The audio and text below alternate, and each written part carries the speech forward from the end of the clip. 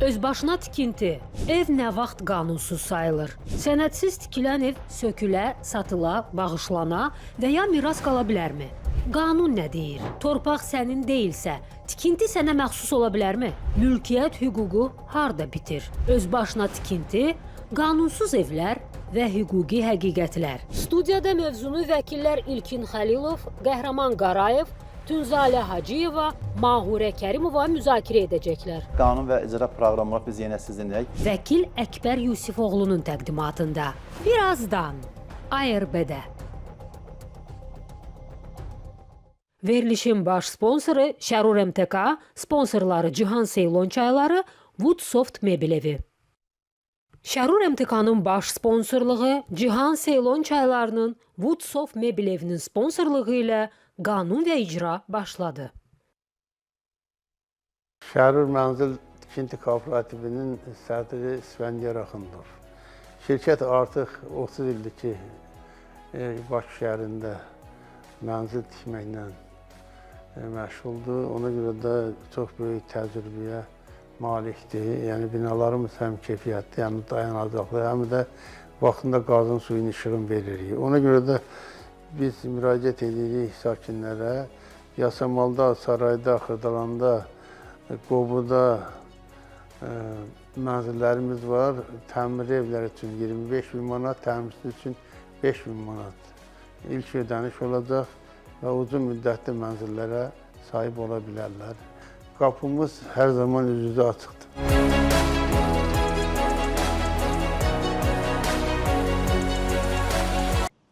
Yüzillərdir çay deyəndə ağıla Şri-Lanka gəlir və Şri-Lankanın Cihan Doğazal çayları artıq ölkənin hər yerində ən sərfəli qiymət və ən yüksək keyfiyyət sizə təqdim olunur.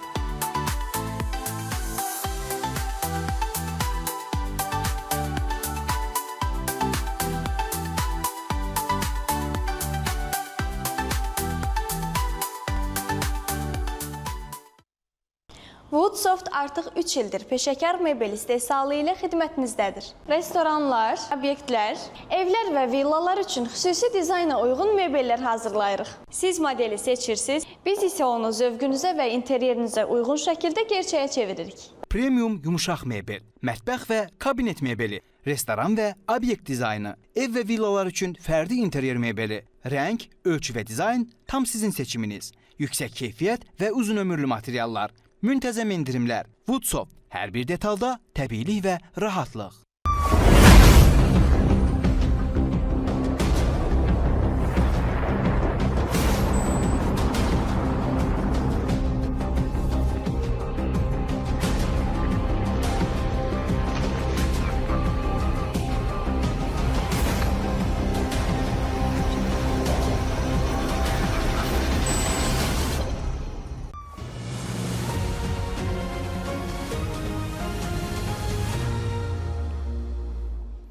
Salam, hörmətli tamaşaçılar. Qanun və icra proqramı olaraq biz yenə sizinlə. Bugünkü mövzumuz hər bir vətəndaşı maraqlandıran mövzulardan biridir. Belə ki, bugün qanun qüvvəsində olan, hal-hazırda əlimdə olan Azərbaycan Respublikasının mülki məcəllənin, qeyd edirəm, mülki məcəllənin 180-ci maddəsi ilə bağlı və onun dispozisiyası ilə bağlı, özbaşına tikililərlə bağlı fikir mübadiləsi aparacağıq. Xüsusilə qeyd etmək istəyirəm ki, mülkiyyət hüququnun və icarada olan və icara hüququnun tanınması ilə bağlı və zəbt olunmuş torpaqlarla bağlı Azərbaycan Respublikasının Cinayət Məcəlləsinin 188-ci maddəsi vardır. Onun sanksiyası və dispozisiya ilə bağlı fikir mübadiləsi aparmaq üçün çox dəyərli ekspertlər dəvət etmişik.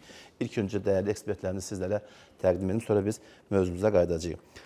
Azərbaycan Respublikasının Vəkillər Kollegiyasının üzvü vəkil Qəhrəman Qarayev, Azərbaycan Respublikasının Vəkillər Kollegiyasının üzvü vəkil Mahurə xanım Kərimova, Azərbaycan Respublikasının Vəkillər Kollegiyasının üzvü Tünzalə xanım Hacıyeva və Azərbaycan Respublikasının Vəkillər Kollegiyasının üzvü vəkil İlkin Xəlilov.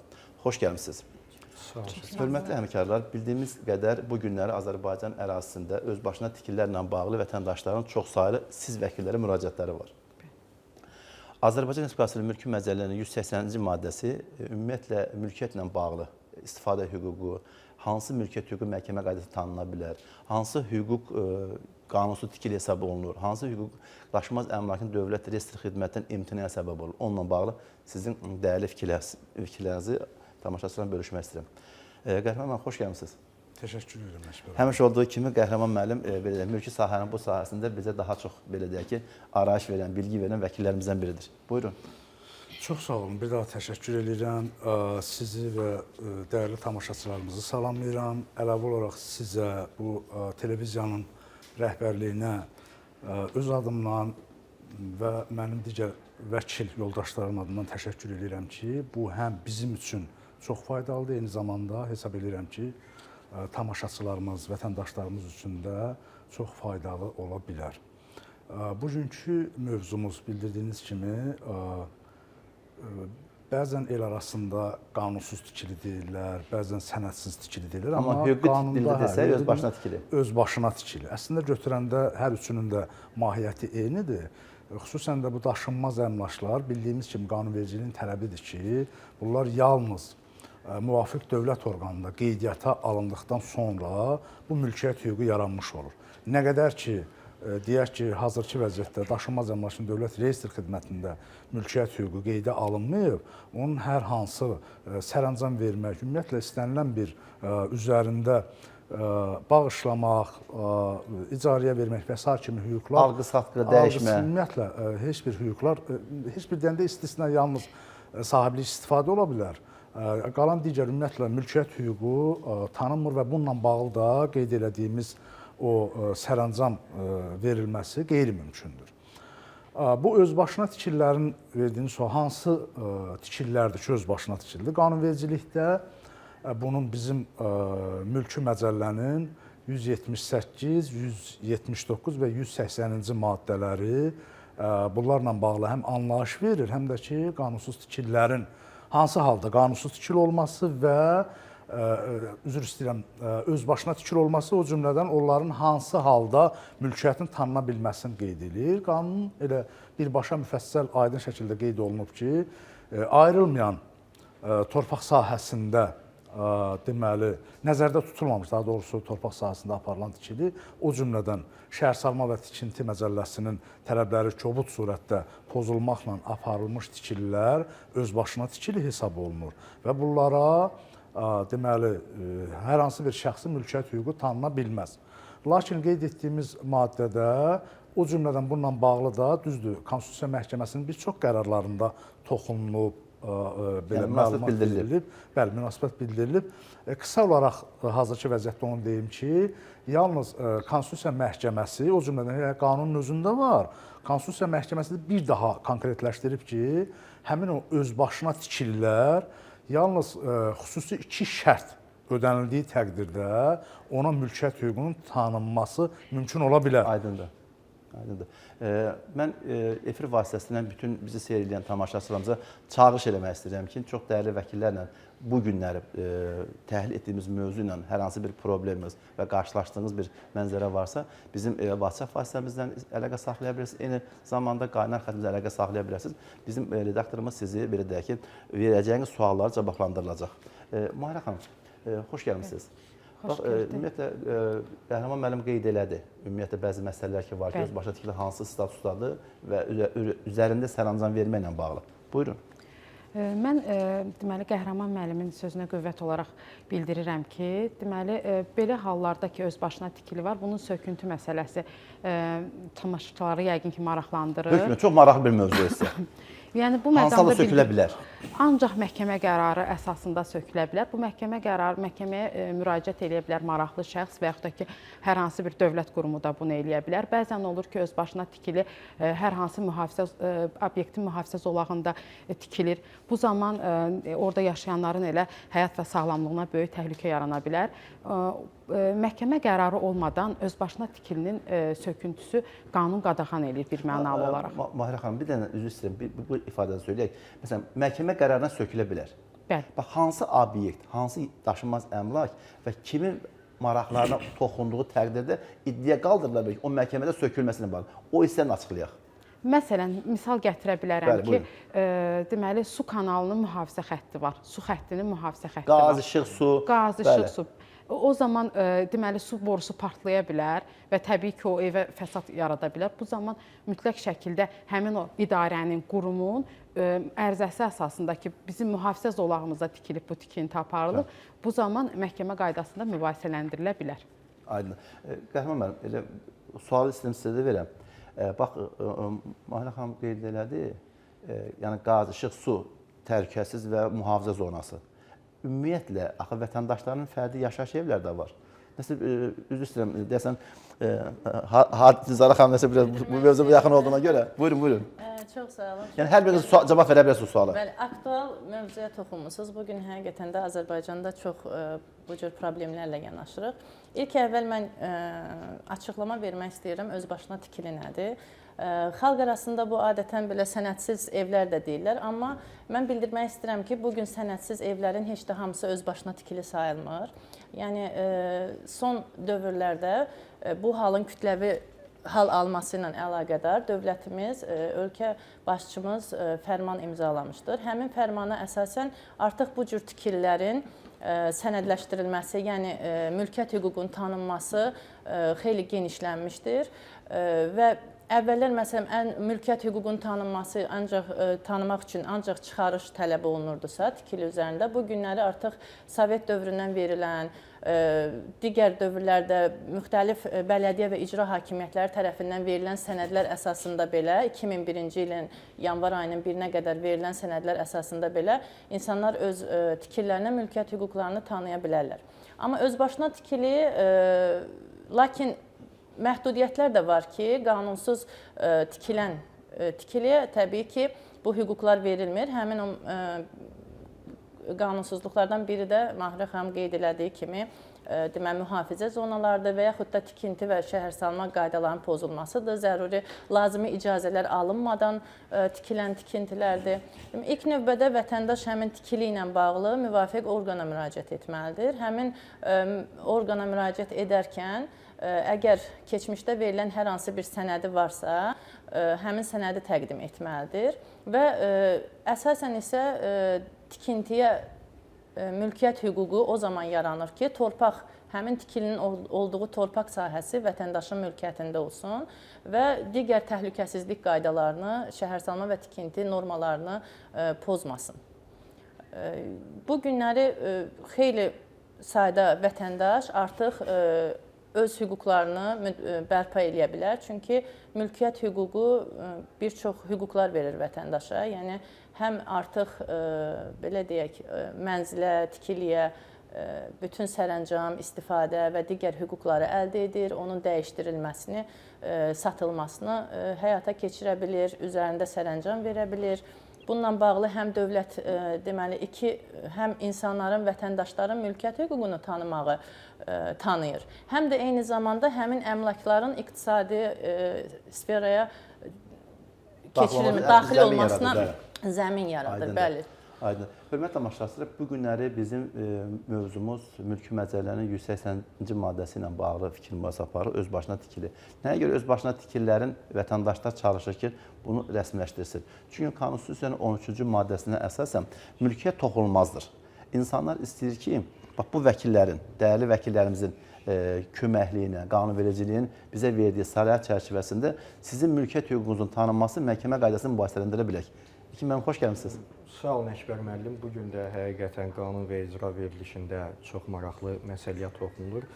Və çox gözəl qeyd etdiniz ki, 13-cü maddə Konstitusiyada mülkiyyət hüququnu qoruyur və buna müvafiq olaraq mülki məcəllənin 180-ci maddəsi də yalnız vətəndaşın mülkiyyətində olan torpaq sahəsində inşa olunmuş tikiliyə onun mülkiyyət hüququnun tanınması imkanını göstərir. Lakin orada xüsusi şərtlər var. Başqa şəxslərin hüquqlarını və qanuni maraqlarını pozmamalıdır və insanların həyat və sağlamlığı üçün təhlükə yaratmamalıdır. Və eyni zamanda bir məsələni də qeyd edeyim ki, Konstitusiya Məhkəməsinin plenumunun son qərarlarından birində 23 may 2025-ci il tarixli qərardır. Məhz qanunsuz tikili, özbaşına tikiliyə, tikilinin maddi dəyərə malik olduğunu göstərmişdir və həmin özbaşına tikili inşa etmiş şəxslərin həmin tikili üzərində maddi dəyərdən yaradan maraqlarının olduğunu göstərmişdir. Və buna müvafiq olaraq da 2024-cü ildə Ali Məhkəmənin plenum qərarı da hətta ər-arvad arasında əmlak bölgüsü zamanında tərəflərdən birindən digərindən həmin tikilinin dəyərinin yarısını tələb etmək hüququnu təsbit etmişdir. Eyni zamanda bir məsələni qeyd edeyim ki, şəhərsalma və tikinti məcəlləsinin 79 və 80-ci maddələrində tikilini inşa etməyin, yəni aparmağın konkret icazə almağın qaydası göstərmişdir və 80-ci maddə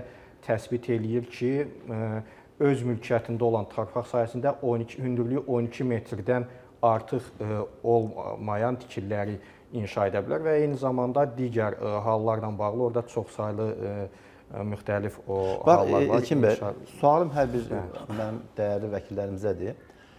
Bax, bu günləri torpağın Sovetlər dönəmində bəzi sənədlər var ki, tamaşaçının sualı üzərində mən bu fikrimi formalaşdırıram. Sovetlər dönəmində biz yaşamışıq, bizim valideynlərimiz, babalarımız yaşayıb. Biz istəsə-istəməsə də o dövrdə müəyyən hüquqi sənədlər var ki, Kolxoz İcra Komitəsi texniki pasportlar verirdi, müəyyən sənədlər verirdi. Ərazi üzrə Şəhər Partiya Komitəsinin qərarları oldu ki, məsələn, X-ə, məsələn, İlkin Xəlilova 6 sot, 12 sot torpaq sahəsi ayrılsın. Bax, bu günlər o torpaqların, həmən tikililərin özəlləşməsi ilə bağlı bugünkü 1 sentyabr 2000-ci ildən qüvvədə olan mülki məcəlləmiz bu münasibətləri tənzimləyə bilərmi? Buyurun. Buyurun. Mən bir məsələni qeyd edeyim. Əvvəlki bizim həm mülki məcəllənin 139-1-ci hansı ki, daşınmaz əmlakın mülkiyyət hüququnun tanınması ilə bağlı zəruri hansı sənədlər, ilkin hüquq müəyyənedici sənədlər orada sadalanmışdı. Eyni zamanda daşınmaz əmlakın dövlət reyestri haqqında qanunda da nəzərdə tutmuşdu. Bu ictimaiyyətə də elə həmçinin özümüzə də bəlli olan məsələ ölkə başçısı möhtərəm prezidentin sonuncu fərmanına əsasən həmin qanuna dəyişiklik olundu. Deyək ki, hazırda müvafiq qanunda qeyd olunmuş sənədlərdən əlavə də, hansı ki, bəzən yerli icra nümayəndəliyinin əvvəlki də Rayon Partiya Komitəsinin səlahiyyət verildiyi yerli qurumların belə torpağın ayrılması ilə bağlı müvafiq aktları da artıq ilkin hüquq müəyyənedici sənəd kimi qəbul olaraq onun üzərində mülkiyyət hüququnun tanınmasına əsas ola bilər. Sadəcə hazırki şəhər vətəndaşları karıxdıran nədir? Bax, məsələn, kəndin bəziləri deyir ki, icra hakimiyyətin torpağıdır. Bəziləri deyir ki, daşınmaz əmlakın balansında olan torpaqlardır. Bəziləri deyir ki, bələdiyyənin balansında olan torpaqlardır. Bax, bu bölgünü kim aparır? Bölgünü, mən bir dənə... Buyurun. Bölgü deyəndə, bilirsiniz, bəzən də çaşqınlıq yaradır. Vətəndaşın sualı odur. Biz, bax, belə deyək, biz əvvəl həm idarəetmə rejimi olaraq, belə el arası ilə desək, Azərbaycan Respublikası SSR-nin tərkibində olduğundan həmin vaxt Azərbaycan SSR-nin müvafiq qanunları ilə istəyir torpaq, istəyir mülkiyyət, bəlli məsələdir ki, orada şəxsi mülkiyyət və s. məhdudiyyət var idi. Həmin vaxtda kolxoz, savxozlar var idi, torpaqlar onların ərazisində idi. Sonradan ki, bu torpaq islahatı haqqında qanun, o cümlədən bizim bayaq dediyiniz qanunverici, xüsusən də mülki məcəllə qüvvəyə minəndən sonra bu sahələrin tənzimlənməsi, orada belə müəyyən olundu ki, həmin vaxt artıq mülkiyyət hüququ qeydə alınmış şəxslər varsa, həmin o mülkiyyət hüququ tanınır orada. Yox, xüsusi sonradan da bu 99-cu illərdən ki, Azərbaycanda bələdiyyələr yarandı, bələdiyyələrin ərazisi, düzdür, kifayət qədər bununla bağlı bir irəliləyiş olsa da, çoxsaylı qanunlar qəbul olunsa da, hətta indinin özündə də bəzi bələdiyyələrin ərazi torpaqlarının sərhədləri ilə bağlı mübahisələr var. Həmin o mülkiyyət çıxarışı olmayan ya bələdiyyənin qeydiyyatında getməlidir, ya da ki, bələdiyyənin qeydiyyatında görsə, yerlicə, yəni dövlət fondunda olan torpaq sahələrinin olmalı. Mən əlavə eləmək istəyərdim ki, yəni bələdiyyənin ərazisi var və bələdiyyənin mülkiyyətində olan torpaq sahəsi var. Bunlar biraz fərqli anlayışdır. Ancaq bütün torpaqların, yəni qeydiyyatı, mülkiyyət dövlət reyestrində qeydiyyatı təbii ki, daşınmaz əmlakın dövlət reyestr xidmətində aparılır və əgər vətəndaş çaşqınlıq eləyirsə, hər hansı torpağın alınmasındakı bələdiyyə qərarı olmalıdır və yaxud da icra hakimiyyəti sərəncamı olmalıdır. Bununla bağlı ilk növbədə daşınmaz əmlakın dövlət reyestr xidmətinə müraciət edib həmin torpağın təyinatını, kimin mülkiyyətində olmasını dəqiqləşdirə bilər. Yəni sonradan başqa problemlər yaranmasın deyə. Bax, tamaşasının bir sualı var. Bu sualı mən hər birinizə ünvanlayıram. Xahiş edirəm ki, biraz bu sualı bir vəkil kimi yox, bir vətəndaş kimi də cavab verə bilərsiniz. Yəni mən başa düşürəm, vəkil düşüncəsinə yanaşırıq hər bir mövzuya, amma vətəndaşın da bir düşüncəsi var. Məsələn, mən ev tikirəm və 5 il yaşayıram ona, sonra hər hansı bir orqan gəlib məni məhkəməyə verməyə nə dərəcə düzgündür? Axı mən tikəndə mənə dayandırardın da. Bu insana, bu vətəndaşa gör nə qədər mənəvi təsir edir. Buyurun. Əkbər müəllim, mən sizin fikrinizlə qismən razıyam. Yəni vətəndaş o evi tikəndə gərək düşünəydi ki, Bəli, onu söhbətmək istəyən həmin dövlət orqanları bu günlər görürdü axı onu, dayandıra bilərdi. Siz Müdaxilə necədir? edə bilərdi. Orada bəzi məqamlar olur ki, deməli həmin ərazilərə nəzarət edən sahə müvəkkilləri filan onlarla razılığa gəlib tikinti aparırlar bəzi hallarda. Yəni hər burada bir dənə tikintinin dəyəri büyüyünə cəmiyyətimizdə yazılmamış bir qanun var. 50 minə, 30 minə gəlib başa çıxır. Qanunu 50-30 min arasında. Qanunu bilməmək məsuliyyətdən azad etmir. Gərək onlar ən azından özləri o məsuliyyəti hiss eləsin ki, yəni mən bu torpaq mənimdirmi? Mən burada tikirəm. Sabah bir gün hansı orqan gəlib bu tikinti ilə bağlı mənə irad bildirə bilər. Yəni bu məsuliyyət birbaşa vətəndaşın öz üzərinə düşür. Lakin bayaqlarım, həmkarlarım da qeyd etdi ki, yəni hər hansı bir tikilinin də dəyəri var və bu gün qanunvericilik deyir ki, o dəyər mütləq şəkildə ödənilməlidir. Vətəndaşın da haqqlı Onu olaraq söhbət edən şəxs tərəfindən, yoxsa kim tərəfindən? Yox, Mənam şəxs tərəfindən. Buyurun. Buyurun. Əgər özbaşına tikili hesab olunubsa, təbii ki, onu tikən tərəfindən.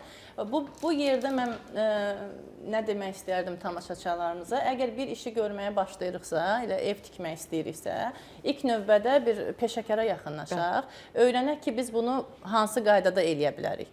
Təbii ki, birinci biz torpağı almalıyıq və onu mülkiyyətimizə salmalıyıq. Bu günləri hətta bəzən olur ki, alqı-satqı bağlanıb, mülkiyyət mənim öz icraatımda olan işlərdə olub. Yəni, alqı-satqı bağlanılıb, torpaq mülkiyyətimdədir. Ancaq sonra ev tikəndə bir neçə vaxtdan sonra müəyyən olunur ki, torpağın koordinatları başqadır. Yəni, mənə satılan ərazi tamamilə başqa. Ona görə ilk əvvəldən hamısını düz başlamaq lazımdır. Davam edək. Üzrəsin bizim bir reklam arasındayıq. Buyurun. Kərur MTK-nın baş sponsorluğu Cihan Seylon çaylarının Woodsoft mebel evinin sponsorluğu ilə qanun və icra reklamlardan sonra davam edəcək. Kərur Mənzil Tikinti Kooperativinin sədri Svendiyar Axundov.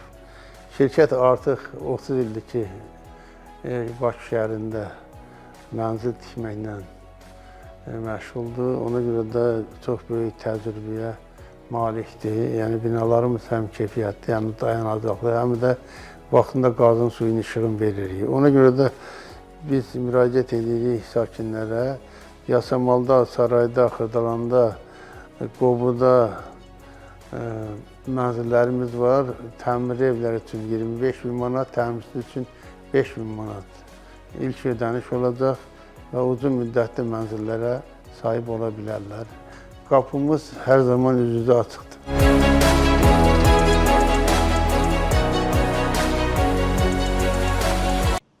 Yüzillərdir çay deyəndə ağıla Şirlanka gəlir və Şirlankanın Cihan Doqazal çayları artıq ölkənin hər yerində ən sərfəli qiymət və ən yüksək keyfiyyət sizə təqdim olunur.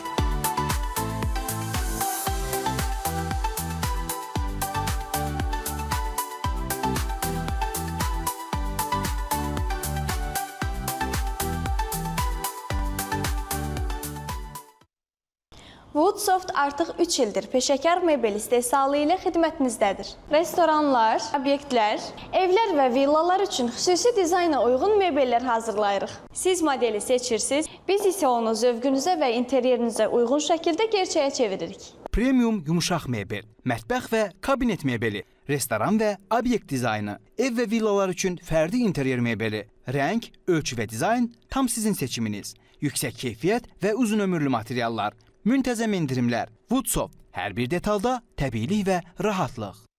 Şərur MTK-nın baş sponsorluğu Cihan Seylon çaylarının Woodsoft mebel evinin sponsorluğu ilə qanun və icra reklamlardan sonra davam edir.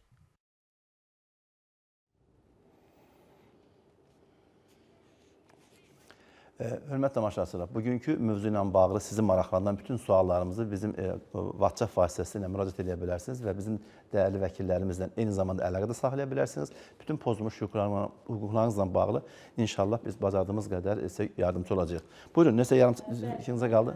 Sözümün davamı olaraq bildirmək istəyirəm ki, bugün qanunvericiliyi bizə bir çox sənədsiz torpaq sahələrini sənədləşdirməyə imkan verirsə də, digər tərəfdən də dövlət artıq 2000-ci ildə bu tərəfə yeni qanunsuzluqların qarşısını almaq üçün sərt tədbirlər tətbiq edir. Məsələn, elə Cinayət Məcəlləsində, İnzibati Xətalar Məcəlləsində özbaşına tikililərlə bağlı məsuliyyət nəzərdə tutulmuşdur. Ona görə vətəndaşlar bunları da nəzərə almalıdırlar ki, həmin cəzalarda hətta yəni 8-10 min cərimədən başlayaraq 8-10 ilə qədər azadlıqdan məhrum etmə cəzası ilə cəzalandırıla bilər. Buyurun, maraqlı məsələlər demişsiniz. Bu kənd təsərrüfat təyinat torpaqla bağlı bu günləri vətəndaşları ən çox maraqlandıran mövzulardan biri də odur ki, kənd təsərrüfat təyinat torpaqlarda evlər tikilir və satılır. Çöldən çölə satılır. Bu torpağın təyinat dəyişilmir, amma torpağın özü təyinat olaraq kənd təsərrüfat təyinat torpaqlardır. Bununla bağlı. Buyurun.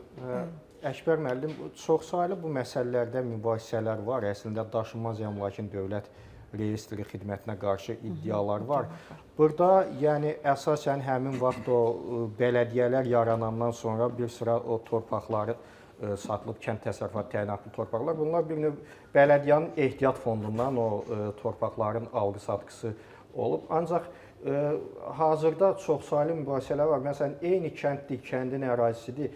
Birinə torpaq sahəsinin təyinatı əkin hesab olunur və bu torpaq sahəsinin satışına görə çıxarış verilir reyestr xidmət tərəfindən. Amma təyinatı üzrə. Təyinat üzrə. Ancaq məsələn təyinatı örüş ya başqa xarakterli çıxanda baxmayaraq ki, vaxtında alqı-satqı edilib, bələdiyyə torpaq sahəsini satıb, bir qayda olaraq reyestr xidməti çıxarış verməkdən imtina edir və məhkəmələr də adətən məhkəmə təcrübəsində belədir ki, bəli, artıq torpağın təyinatı örüşdürsə ya başqa xarakterlidirsə, iddialar daşınmaz əmlakın dövlət reyestri xidmətinin xeyrinə həll olunur. Lakin Bakı şəhərində başqa tipli mübahisələr də var. Məsələn, o neft şirkətinin sənaye və nəqliyyat rabitə təyinatlı torpaqlarla bağlı bu mübahisələrdə adətən belə qeyd olunur ki, Torpaq Məcəlləsi torpaq sahəsinin xüsusi rejimi müəyyən edir. Yəni sənaye təyinatlı torpaqdırsa, onun xüsusi rejimi olmalıdır əraziyə girişin, çıxışın. Lakin bugünkü gündə belə torpaqlarda bir çoxunda tikililər inşa olmuşdur, amma əraziyə girişin, çıxışın rejimi yoxdur və bələdiyyə də həmin torpaq sahəsinin ehtiyat fondu torpağı kimi satmışdır. Belə olduğu halda araşdırmalar aparılır. Məsələn, mən praktiki bəzi bir-iki o məhkəmə işlərində görmüşəm. Sənaye təyinatlı torpaq sahəsi hesab olunurdu. Yəni kadastrda, bazada sənaye təyinatlı çıxırdı ərazi.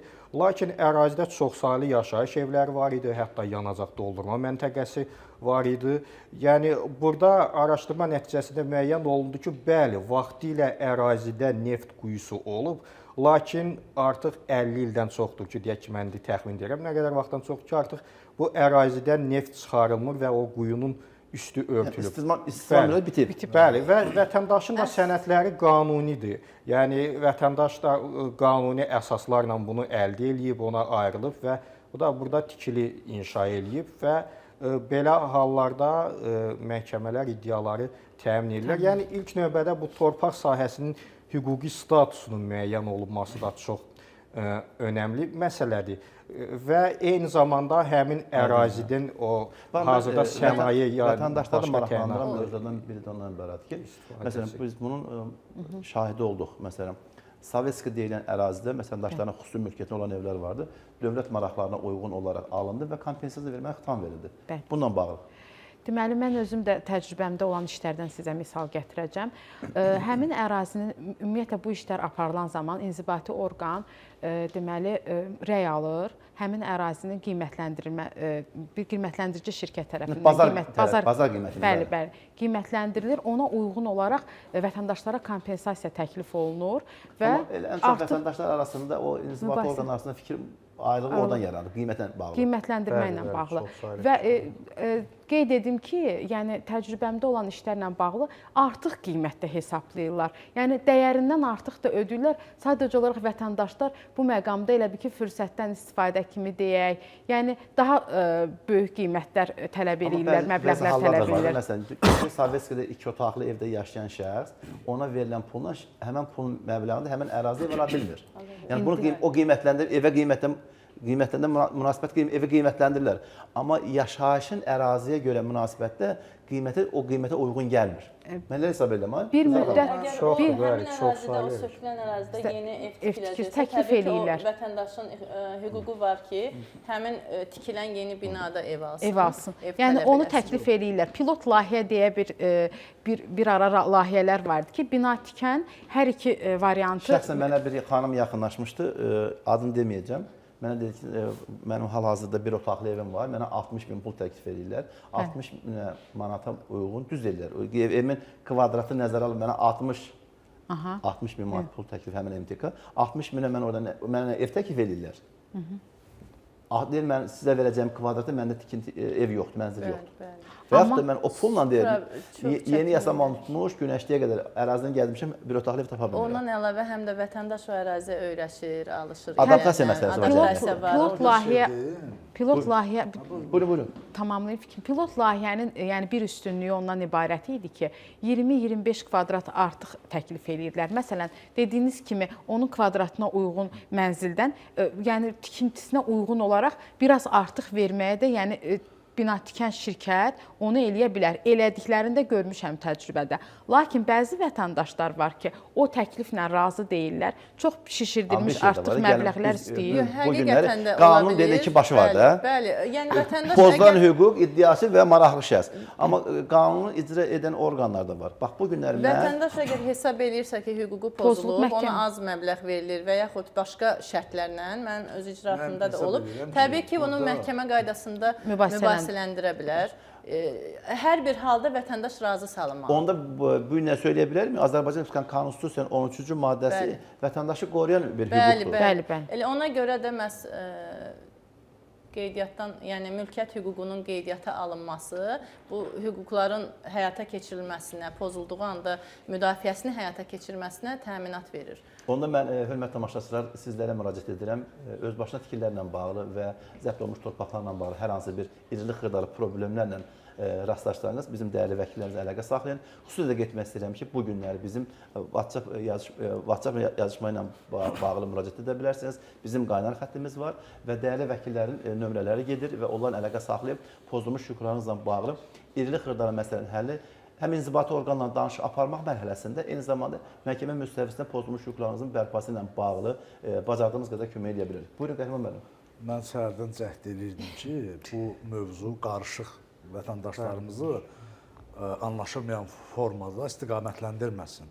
Mən sizi inandırıram ki, buradan ağzımızdan çıxan hər bir kəlməni tamaşaçı göydə tutur və təhlil edir. Niyə görə deyirəm? Burada birinci, bu təməl prinsip bizim konstitusiyamızda nəzərdə tutulur. Yalnız şəxsin, vətəndaşın mülkiyyətində olan daşınmaz əmlak, xüsusən torpaq sahəsi, yalnız əvvəl səhv eləmirəmsə, 2009-cu sonuncu konstitusiyada edilmiş əlavə dəyişikliyə qədər orada qeyd olunurdu 13-cü maddədə, konstitusiyanın 13-cü maddəsində dövlət və ictimai ehtiyaclar üçün zərurət yarananda vətəndaşdan düzdür. Dəyəri ədalətli ödəməklə, amma vətəndaşın belə deyək də istəyindən asılı olmayaraq sadəcə həmin o daşınmaz əmlak torpaq sahəsinin alına bilərdir.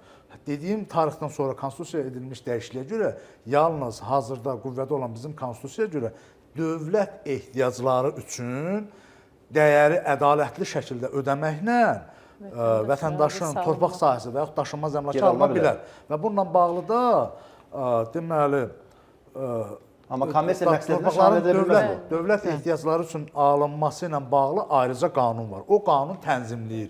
Bütün mərhələlər necə olmalıdır? O dediyiniz məsələ var ki, məsələn vətəndaş falan ünvanda yaşayır, bildirir ki, nə bilim mənə falan orada da qeyd olunur. Həmin əraziyə yaxın, ondan sonrası müvafiq qiymətləndirmə bir çox meyarlar qoyur. Bir də qaldı burada biri var o pilot layihə dediyimiz digər layihə, istənilən hüquqi şəxs, tikinti şirkəti gəlib vətəndaşlarla razılaşma əsasında onların belə deyək, torpaq sahəsini və yaxud daşınmaz əmlakını ala bilər. Bu halda vətəndaş düzdür. Biz bir hüquqşünas kimi tövsiyə eləyək ki, hər bir şeydə ədalətli olmaq daha yaxşıdır. Bax, Mahura xanım dediyi kimi, bəzən vətəndaşlarımız da qanundan sui-istifadə və yaxud hüquqlarından sui-istifadə edirlər. Amma hər bir halda burada vətəndaşın razılığı mütləqdir. Amma qaldı ki, dövlət ehtiyacları üçün lazım olan o söküntü, tikinti işlərində artıq orada vətəndaşın razılığı deyil, ədalətli kompensasiya ödənilmə şərti qarşılanmalıdır. Bax, mən hörmətli dəyərli tamaşaçılarımızın Mülki Məcəllənin 180.4-cü maddəsinə istinadən fikrimi söyləmək istəyirəm ki, irili xırdalı təyinatdan asılı olmayaraq el arasında belə bir ifadə var. Filan kəsin hini var, filan kəsin villası var, filan kəsin asabinəki var. Bax, bu Mülki Məcəllənin 180.4-cü maddəsi deyir ki, məhkəmənin qərarı olmadan heç bir tikinti sökülə bilməz, heç bir qeyri-yaşayış sahəsi, malikana, ev, mənzil, qeyri-yaşayış sahəsi sökülə bilməz və söküntüyə məruz qala bilməz. Yalnız və yalnız məhkəmə qərarı, qanun qüvvəsi məhkəmə qərarı olduqdan sonra. Buyurun. İlkin mən, üzr istəyirəm, Əkbər mən ilkin mən bayaq dediyi bir fikrə, öz fikrimi bildirmək istəyirəm. Yəni deyir ki, quyu var və istismar müddəti bitib. Əslində orada quyu varsa, yəni neft quyusu, onun istismar, bəzən məhkəmələrdə vətəndaşlar bunu ləğv olunmuş kimi qeyd edirlər, amma əslində ləğv olunmuş quyu yoxdur. Quyu varsa, o mütləq ora təhlükə potensiallı obyektdir və orada hər hansı bir tikilinin aparılması ilk növbədə o tikintini aparan şəxsin özünə, ailəsinə təhlükə yaradır. İstənilən anda o həmin hissə, sahə həmişə nəzarətdə saxlanmalıdır və istənilən anda o təhlükə yarana bilər. Ona görə mən tövsiyə görərdim ki, bu cür hallardan da yayınsınlar. Buyurun, kimə? Bayaq Qəhrəman müəllim çox gözəl qeyd elədi o dövlət ehtiyacları üçün və biz ümumiyyətlə Avropa Konvensiyasının bir saylı protokoluna da tərəfdar çıxmışıq və orada sırf buna uyğun olaraq mütənasiblik prinsipi təsbit olunur. Yəni tikintinin sökülməsi o dövlət maraqlarına mütənasib olmalıdır. Dövlət hər bir halda mütənasibliyi gözləməlidir və ədalətli kompensasiya ödənilməsi yolu ilə həyata keçirilə bilər.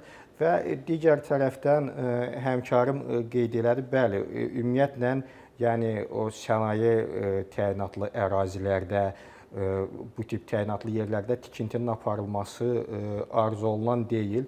Sadəcə həmənki halda artıq orada bir tikinti deyildi, böyük bir qəsəbə idi, artıq yanacaq doldurma məntəqəsi idi və orada da ərazidə də sənaye işlər. Ancaq ümumilikdə, yəni belə bir yerdə aparılmış tikintiyə çıxarış almaq üçün bunun qanuni əsasları, ancaq ümumilikdə həmkarımın fikri tamamilə doğrudur ki, belə bir ərazidə, yəni tikintinin aparılmağı, sonradan məhkəmə mübahisələri bu tip problemlər çıxmasın deyə arzu olunan deyil və eyni zamanda bir məsələni bildirim ki, Cinayət Məcəlləsinin 188-ci maddəsi torpaqların öz başına zəbt edilməsini, hasarlanmasını qadağan edir və həmin maddənin digər bəndləri öz başına tikinti aparılmasını qadağan edir və ağırlaşdırıcı hal var, xüsusən kənd təsərrüfatı təyinatlı torpaqlarda tikintinin aparılması ilə bağlı. Amma o 188-ci maddədə mülkiyyət hüququ, istifadə hüququ olmayan şəxslərə şamil edilir. Yəni zəbt olunmuş torpaqlar. Bəli. Başqa əlavəniz varmı? Buyurun. Bir məsələni vurğuluyum. Bizim İlkin müəllim bayaq adını çəkdi, Şəhərsalma və Tikinti Məcəlləsi. Ümumiyyətlə, o qanun qüvvəyə minəndən sonra hazırda fərdi yaşayış evlərinin tikilməsi üçün artıq əvvəlki qaydada hansısa icra orqanından icazə yox, məlumatlandırma icraatı qaydasında həyata keçirilir. Həm həmin qanunun özündə, həm bizim mülki məcəllənin özündə təkcə düzdür. Bəzi yerlərdə istinad olunur hərfi mənada mülkiyyətində olan torpaq sahəsi. Amma qanunvericiliyin yanaşmasına görə, Şəhərsalma Tikinti Məcəlləsinin tələbinə görə həm mülkiyyətində, icarəsində və istifadəsində olan torpaq sahələrində qanunvericiliyin tələbi qaydasında məlumatlandırma icraatının tələbləri ödənilməklə aparılan tikinti qanuni hesab olunur. Yəni mütləq deyil ki, adamın çıxarışı olmuş olsun. Bir qısa haşiyə də vurğulayım ki, bəzən vətəndaşlarımız mənim təcrübəmdə çox rast gəlib, adam gəlir ki, torpağa aid həqiqətən əlində dövlət reyestrindən çıxarış var. Sadəcə çıxarışın olması onun üzərində fərdi yaşayış evinin tikilməsi üçün əsas deyil. O çıxarışda torpağın təyinatı göstərilir. Bax, bir əlavə edeyim, vaxtımız azı, bir qısa fikrinizi bildirin. Vətəndaş mənə müraciət edir ki, mənim çıxarışım var, uzun müddətli Rusiya Federasiyasında yaşamışam, gəlirəm ki, torpağımda 3 mərtəbəli bir dənə bina tikilib. Zəbt olunub və bina tikilib. Bax, mən neyiniyim deyir. Bunun məhkəmə qaydası, xahiş edim, şərh verin. Buyurun. Deməli, Əkbər müəllim, bu məsələ də yenə də məhkəməyə müraciət edilməlidir. Əlində vətəndaş çıxarış var, hasarlı çıxıb gedib, gəlir ki, yerində bina tikiblər. Bəli, məhkəmə qaydasında mübahisələndirilməli olan məsələdir. Vətəndaş məhkəməyə müraciət etməlidir. Birincisi, deməli, məhkəmə bu zaman ekspertiza təyin eləyir. Təbii ki, aydınlaşdırır, görsün ki, bəlkə torpaqların bəzən olur ki, qonşular bir-birinin ərazisinə girirlər. Belə hallar çox biz rastlaşırıq proseslərdə. Deməli, sorğu göndərir, aydınlaşdırandan sonra təklif olunur kompensasiya ödənilməsi ilə bağlı. Yəni, bu məsələ sırf məhkəmə qaydasında həll olunmalıdır hər bir halda. Əlavə kimi? Üzr istəyirəm, bizim bir sponsorda bir təşəkkürümüz var. Hörmətli tamaşaçılar, biz Şəhər Məzət Tikinti Kooperativinin baş sponsorluğu ilə bu verilişimiz davam edir. Mən Şəhər Məzət Tikinti Kooperativinin reklamında da görürsünüz. İlkin ödəniş təmirli evlər 25.000 manat, təmirsiz evlər 5.000 manat ödəməklə evə sahib ola bilərsiniz. Şəhər Məzət Tikinti Kooperativində hər hansı bir ev almaq fikriniz varsa, sizdən rica edirəm, vəkillərinizlə, hüquqşünaslarınızla müqavilənin şərtlərinə baxın. Əgər sizə qane edirsə, müqavilə bağlayın. Çünki bütün müqavilələrin üzərinə götürdüyünüz vəzifə və öhdəliklərlə bağlı gələcək sizin hüquqi məsuliyyətiniz yaranır. Eyni zamanda Cihan çaylarını da sizə tövsiyə edirəm və çox keyfiyyətlidir və içmək məsləhətdir. Buyurun. Əkbər müəllim, həmkarım çox düzgün qeyd elədi ki, əgər öz ərazisində tikinti aparıldığını görürsə, məhkəməyə müraciət eləməlidir. Və vətəndaşlara eyni zamanda cinayət məsuliyyəti də yaradır. Yəni, başqasının mülkiyyətinə qəsd olub da, zəbt edib və o özü də tikinti 222-ci maddə cinayət məsuliyyəti. Qəsd olub olmaması artıq ən birinci halda müəyyən olunmalıdır ki, həmin adamın həqiqətən mülkiyyət hüququ ilə ona məxsusdur, yoxsa ola bilsin ki, təcrübədə əminəm ki, hamımız görmüşük. Bir daşınmaz əmlakar, hətta bir torpaq sahəsinə aydındır ki, mülkiyyətindədir. Yox, ola bilsin, deyilən biz bir tərəfdən deyirik ki, mənim mülkiyyətimdədir. Bəlkə orada dediyi o ev tikən adam da bir çıxarış çıxarda bilər ki, o artıq müəyyən olunmalıdır ki, həqiqətən mülkiyyət hüququ kimin? Başqa bir məsələlərə çıxa bilər, Əkbər müəllim. Qəhrəman müəllim çox düzgün qeyd elədi. Məsələn, bəzən praktikada belə hallar da çıxır ki, çıxarışı var, vətəndaş elə bilir ki, bu sahə deyək ki, bunundur. Ancaq araşdırma aparılır, həmin şəxsi məhkəməyə verir, tamam başqa ərazi. Buna deyirlər ki, sənin ümumiyyətlə istifadəndə olan sahə tamam başqadır, çıxarışında olan koordinatlarla olan sahə tamam başqadır. Sən heç öz sahəndə hasarlamamısan, o elə, yəni buna görə də istənilən halda birinci növbədə mülki qaydada araşdırma aparılmalıdır və ekspert rəy müəyyən eləməlidir ki, mən hesab edirəm ki, biz vəkil olaraq çox əhatəyə keçdik də, amma mən kazusdan belə başa düşdüm ki, mən bircə polisə müraciət edirəm. Bəli, mən kazusdan belə başa düşdüm ki, artıq bu mülkiyyətində olması faktdır da, yəni dəqiq 188-ci maddədə? Yox, 188-ci hətta 222-ci maddədə də tikinti aparılması başqa öz başına, bəli. O 188-ci maddə ilə Əkbər müəllim, açığı mən işə də baxmışam, onu qaytarmışam da hətta həmin. Orada hətta cinayət işi açılsa da, onu ekspert rəyi olmadan heç bir hüquq mühafizə orqanı müəyyən eləyə bilməz ki, həqiqətən də onu zəbt edib, yoxsa zəbt eləməyib. Aydın məsələdir. Hüquq mühafizə orqanı Araşdırma aparırsa müəyyən eləyəcək də.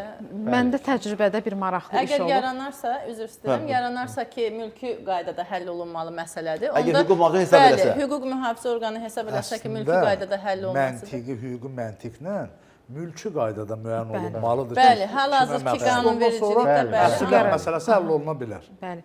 Məndə təcrübədə bir iş olmuşdu. Deməli 4-5 rayon bizim rayonlarımızın birində olub.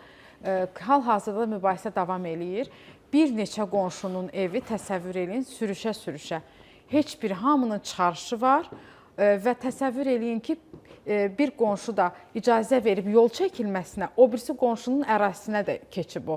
Yəni çox böyük bir problem yaranmışdı və bu problemin həlli hələ də həlli tapılmayıb ki, bilmirlər necə eləsinlər. Eyni iş digər tərəfdə mənim də icraatımda var. İl yarımdır iş gedir və hələ də yekunlaşa bilmir. Bax, biz elə o hüquq mühafizə mülki qaydaya gəlmək istəyirəm mübahisəyə. Mülki qaydada inzibati məhkəmədə mübahisələndirmişik, amma biz dəqiq bilirik ki, yəni sənədlər bir neçə ondan başqa mülki qaydada məhkəmə qərarları var, ali məhkəmənin qərarları. Vətəndaşın həmin ərazi vətəndaşın mülkiyyətində olduğu dəqiqdir. Sadəcə müəyyən olunub ki, ekspert rəyi ilə sürüşmə nəticəsində künc nöqtələrinin ikisi yerindədir, ikisi isə yerini dəyişibdir. Bununla bağlı başqa bir adam ona iddia qaldırır və mütəmadi o insanı məhkəmələrdə narahat edir, yəni vaxtını alır. Aydın. Hörmət tamaşaçılar, bizə ayrılan vaxt yekunlaşmaq üzrədir. Mən hər bir vəkil kollegiyama çox minnətdarımı bildirirəm. Çox sağ olun. Biz bu günləri cəmiyyətimizi maraqlandıran bir mövzuya toxunduq. Həm mülki məcəllənin 180-ci maddəsi ilə bağlı, öz başına tikililərlə bağlı, eyni zamanda Cinayət Məcəlləsinin 188-ci maddəsi var ki, zəbt olunmuş torpaqlarla bağlı, yəni hüququ olmayan şəxslərdən söhbət gedir. Cinayət məsələsinə bağlı fikrimizi apardıq. Biz qanun və icra verişi olaraq hər zaman, hər həftənin ikinci günü saat 12-də ARB kanalının canlı yayımda efirdə sizin qonağınız oluruq və xüsusi də qeyd etmək istəyirəm ki, biz bu günləri cəmiyyətimizi maraqlandıran, vətəndaşların hüquq və pozulmuş hüquqlarla bağlı, istər inzibati qaydada olsun, istər cinayət və mülki hüquq münasibətlərinin tənzimlə normalarına bağlı fikir mübahisə aparırıq. Bizə ayrılan vaxt yekunlaşır. Sağ olun, gələn görüşlərə qədər Allah dövlətimizi və millətimizi qorusun. Şərur Mənzil Tikinti Kooperativinin sədri İsfəndiyar Axundov. Şirkət artıq 30 ildir ki, Bakı şəhərində mənzil tikməklə məşğuldur. Ona görə də çox böyük təcrübəyə malikdir. Yəni binalarımız həm keyfiyyətli, həm dayanacaqlı, həm də vaxtında qazın suyun işığını veririk. Ona görə də biz müraciət edirik sakinlərə. Yasamalda, Sarayda, Xırdalanda, Qobuda mənzillərimiz var. Təmir evləri üçün 25 bin manat, təmirsiz üçün 5 bin manat ilk ödəniş olacaq və uzun müddətli mənzillərə sahib ola bilərlər. Qapımız hər zaman üz-üzə açıqdır.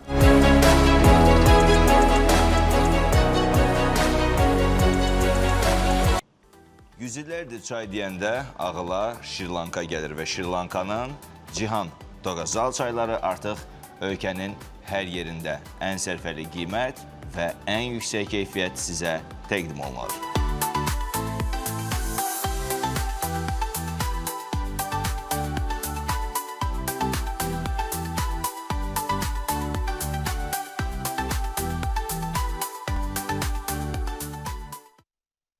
Woodsoft artıq 3 ildir peşəkar mebel istehsalı ilə xidmətinizdədir. Restoranlar, obyektlər, evlər və villalar üçün xüsusi dizayna uyğun mebellər hazırlayırıq. Siz modeli seçirsiniz, biz isə onu zövqünüzə və interyerinizə uyğun şəkildə gerçəyə çeviririk. Premium yumuşaq mebel, mətbəx və kabinet mebeli, restoran və obyekt dizaynı, ev və villalar üçün fərdi interyer mebeli, rəng, ölçü və dizayn tam sizin seçiminiz, yüksək keyfiyyət və uzun ömürlü materiallar, müntəzəm endirimlər, Woodsoft, hər bir detalda təbiilik və rahatlıq.